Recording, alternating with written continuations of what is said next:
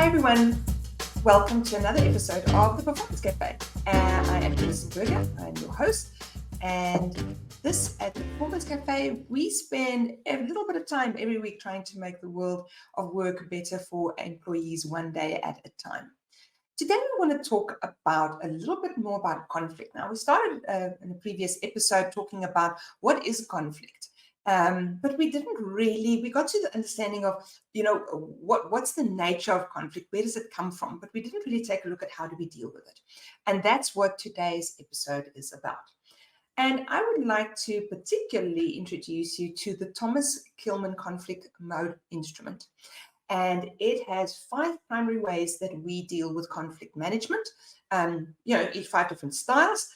And I'd like to take a look at what are those styles, how do they work, where do they work, maybe where they don't work. So let's get going.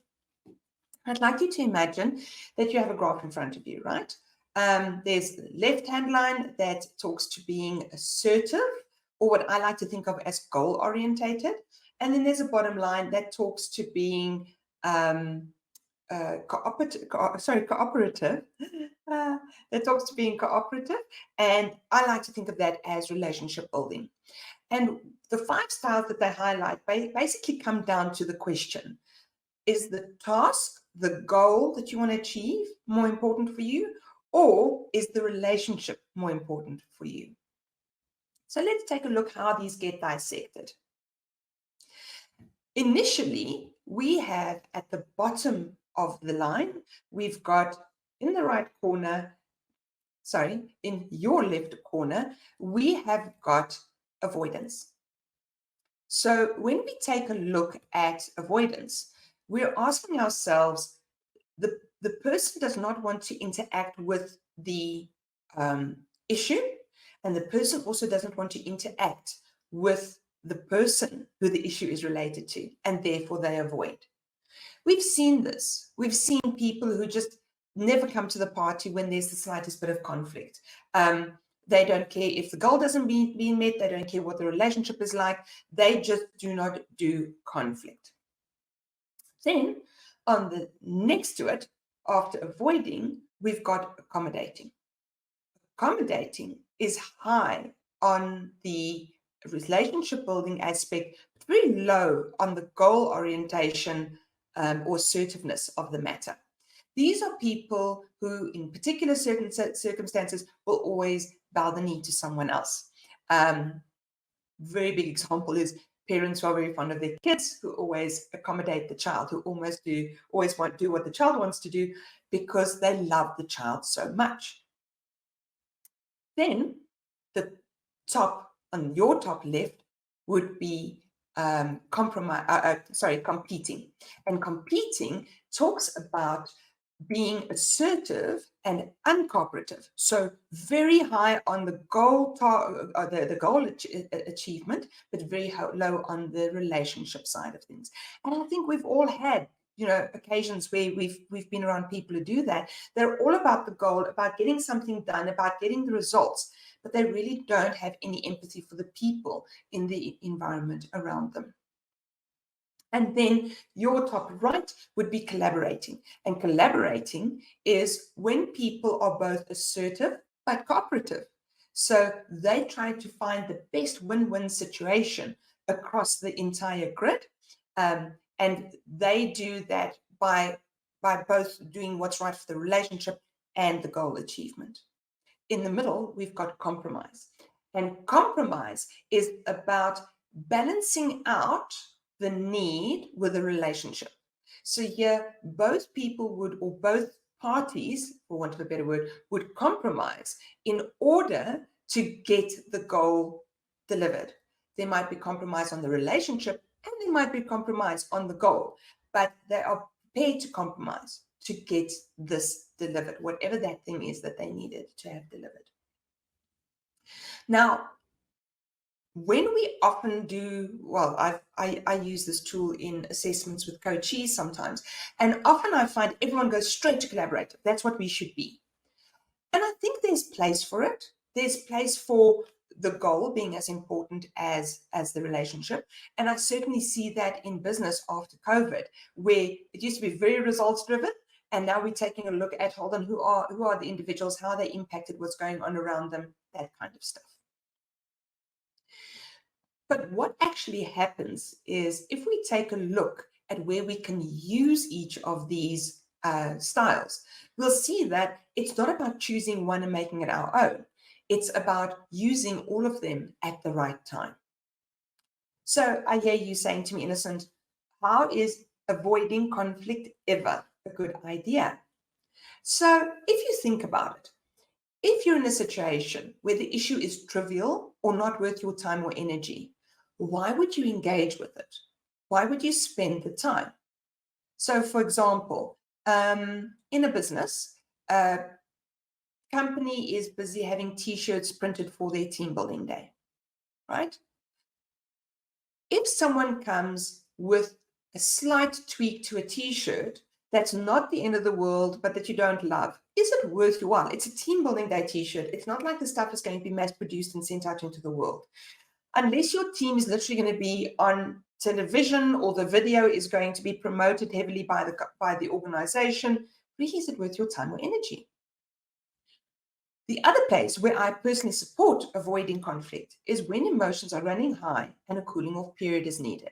So when we're having a discussion with someone and we are all getting particularly worked up, and we can say, hold on, you know what? I can see this is getting quite emotive. Why don't we take just an hour break, go and sit and think it through, and then we come back and then we continue. Or maybe, we come back tomorrow, or whatever the case may be.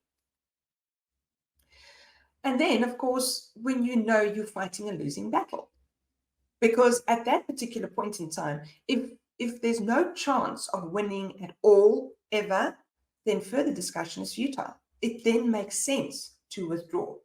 And then it also becomes a situation of understanding your role in the process, where you may be invited to give an opinion on something that's not germane to you, that's not a priority for you.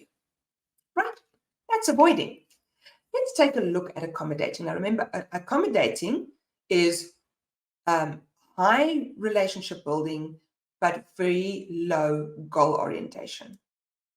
So when the issue is more important to the other party, there's really no reason not to accommodate them. If it's something that they're going to do with little impact to you or your team, whatever the case may be, why go there? Then, when preserving the relationship is more important, it's also more critical than the specific issue. So therefore, in order to save the relationship, I will give way to this, because really there's no harm to me, but I really want to keep the relationship going. Then thirdly, when you're willing to concede your position for the sake of harmony, sometimes, and we maybe know this from marriages, sometimes we say, I'm going to step away from this, not because it's not important to me, but I'd rather prefer the harmony from stepping back than actually making my point and driving it home. So we can see how what might have initially sounded like options that we really shouldn't use actually can be good tools in order to ensure that we maintain a relationship, that the next time we have the discussion, actually we have a foot to stand on, because we are seen as someone who is prepared to accommodate others and put the relationship first. Then remember, top left, you had competing, and competing is assertive and uncooperative. So that is all about the goal and not so much about the relationship. So this sounds terrible. It sounds like there's no place for competing in the world. But sometimes it's just unnecessary. If there's a fire in a building and you want to get people out, competing is entirely fine. You need quick, decisive action, and you need people to just listen. And there's not going to be a discussion or a debate. It's about evacuate. And so sometimes in business, we have those kinds of decisions where evacuation, emergency, crises come up, and we just have to lay it out on the table and be more authoritative and say, this is what it is. The other time to use it is when you have a strong belief in your position and it's critical to assert your viewpoint. When it's maybe a matter of your integrity, when it is a matter of your thought leadership. There's a point where what you stand for becomes more important than the relationship. And at that point in time, competing does become a valuable tool to use. And then lastly, you use it when the issue is more important to you than maintaining the relationship. Well, I've alluded to that already, actually. And that is about often things like our belief systems. And by belief systems, I'm not just speaking about religious beliefs, but our values, our traditions, whatever it is that we hold dear. And if we want to maintain those and respect them and stick to them, then sometimes we have to stand up and say, sorry, I can't work over a weekend because I have XYZ happening. Top right for you, collaborating. This you use when you want to find a mutually beneficial solution. So this is really about that win-win-win kind of opportunity. It can also be used for complex issues, because if an issue is incredibly complex, we want to explore it from very many different perspectives. And if we are exploring it from those perspectives, maybe something will come up that will show you a different way of thinking about it, and that will balance your goal achievement with your relationship building, and you'll see it differently. You can use it when maintaining a long-term relationship is important. So when you know that, there's a saying, if you want to go fast, go on your own. If you want to go far, go with a team, go with other people. And that's very much the spirit of this, is you use it when you want to maintain that long-term relationship, and also the process of that collaboration teaches the other person the way you think, you feel, respond, and behave. And they will learn more about you so that the next collaboration will be even more fruitful. And also, you use it when you have obviously the time and the resources to collaborate effectively. Sometimes those can fall a bit short in business as well. Then the one in the middle, sorry, that we spoke about compromising. When do we use this? Well, we use this when there's a need to find a quick or intermediate solution, because we both have to give something up in order to reach our goal. We use it when the issue is moderately important and you and the other party don't need to meet in the middle necessarily. Someone's prepared to give way. And then you use it when both parties are willing to give up something to reach an agreement. And sometimes we will see that happen when people collaborate in new and unexpected ways.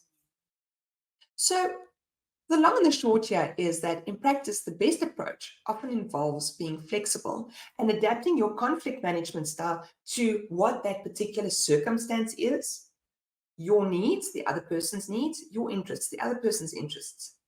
And also, how do people deal with conflict? It's quite interesting, but some people actually do enjoy conflict a little bit more than others. And so that can also be taken as part of the mix.